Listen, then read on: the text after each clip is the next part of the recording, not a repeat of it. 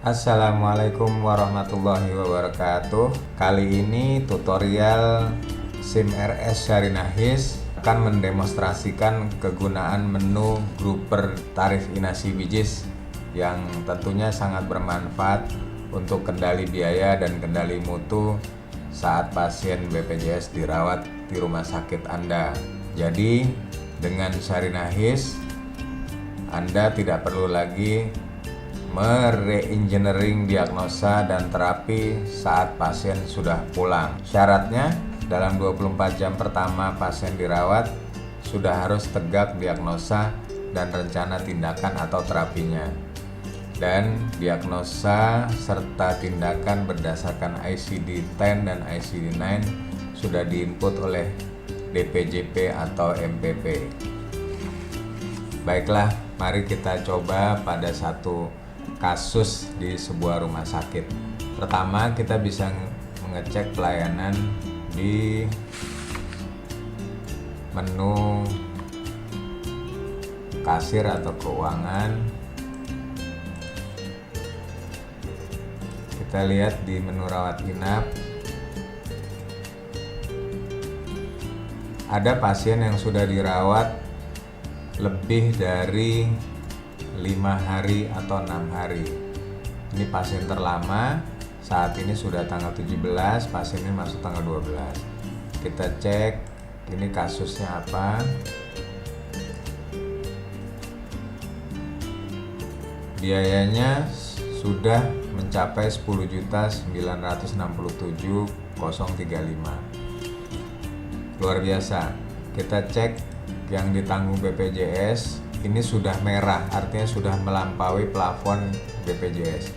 Kita cek ditanggungnya, ternyata plafon BPJS yang ditanggung hanya 1.125.300. Dari menu kasir rawat inap, kita juga bisa melakukan gruper untuk memastikan biaya ditanggung oleh inasi bijis. Ternyata memang benar limit yang diperoleh adalah sekian dan biaya realnya ada 10 juta. Hal ini tentu tidak baik. Kita perlu menginvestigasi atau mengelaborasi kasus atau pelayanan pasien ini lebih lanjut. Masalahnya ada di mana? Baik, kita coba masuk ke rekam medis pasien.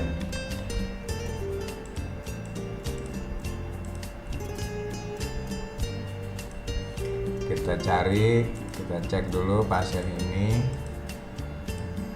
rekam medisnya, kita input namanya di pencarian. Ini pasiennya masuk tanggal 12, kita buka rekam medisnya, kemudian kita lihat benar biayanya sudah 10.900.000-an. Kita lihat di CPPT-nya, ini sebenarnya kasusnya apa. Di UGD, pasien ini masuk dengan keluhan nyeri perut, diagnosanya appendicitis. Kita cek di rawat inap. Di rawat inap, pasien pada saat masuk direncanakan untuk operasi, kemudian dilakukan operasinya besok hari. Kita cek operasinya tanggal berapa.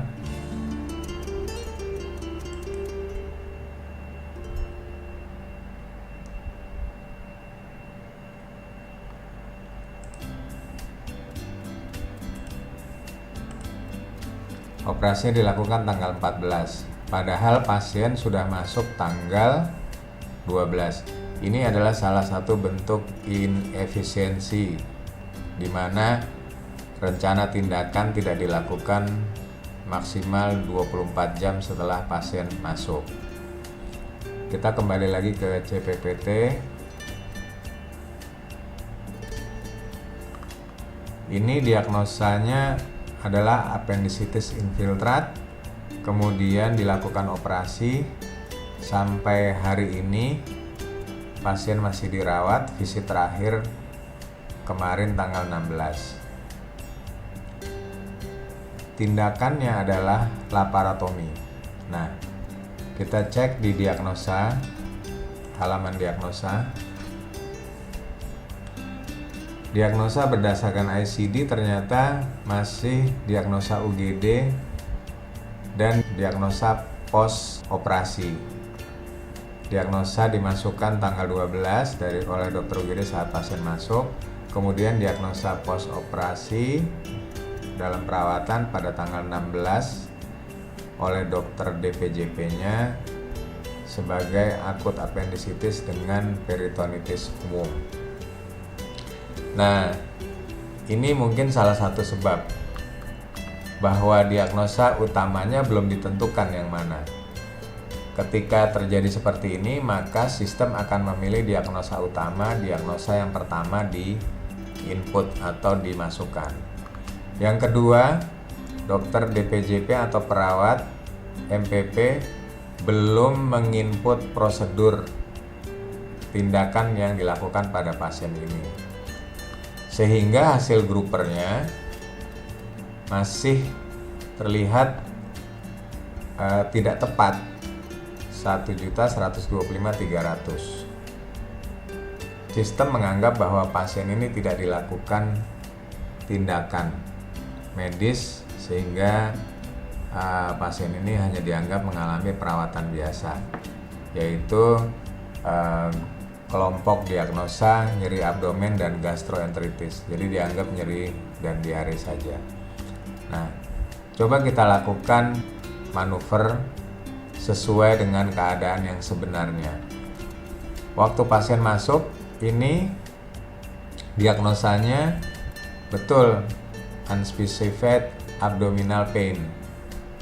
Tapi setelah dilakukan perawatan dan pemeriksaan, ternyata pasien mengalami appendicitis akut dengan peritonitis, perlu dilakukan laparotomi. Nah, ini yang menjadi diagnosa utama, sehingga kita perlu menggeser diagnosa UGD menjadi diagnosa tambahan. Jadi UGD-nya diagnosa menjadi diagnosa nomor 2. Lalu kita perlu menambahkan prosedur tindakan berdasarkan ICD-9. Tindakannya tadi laparotomi. 3 jenis tindakan yang tersedia, yang paling pas untuk kasus ini adalah other laparotomi. Nah, ini kita simpan. Mungkin bisa kita tambahkan prosedur-prosedur lain seperti pemberian antibiotik dan sebagainya. Tapi prosedur utamanya sudah masuk. Nah, kita coba grupernya ini jadi berapa. Bingung. Ternyata setelah memasukkan diagnosa utama, diagnosa sekunder, dan prosedur tindakan berdasarkan ICD-10 dan ICD-9 dengan benar, maka hasil gruper tarif inasi bijis pada kasus ini menjadi 5.262. Ini sangat cukup untuk memberikan pelayanan yang baik dan sesuai. Namun pada kasus ini masih terjadi inefisiensi, di mana tindakan operasinya dilakukan pada hari ketiga setelah masuk. Kemudian yang kedua, itulah akibatnya pasien dirawat sampai 5 hari, artinya dia baru 2 hari pos tindakan. Pasiennya sudah dirawat 5 hari tapi belum bisa pulang. Sekian mungkin dari demonstrasi mengenai gruper tarif inasi bijis pada SIM RS Sarinahis. Di sini dapat disimpulkan betapa pentingnya melakukan penginputan diagnosa utama dan diagnosa sekunder serta prosedur tindakan berdasarkan ICD-10 dan ICD-9 di masa perawatan pasien. Terima kasih. Assalamualaikum warahmatullahi wabarakatuh.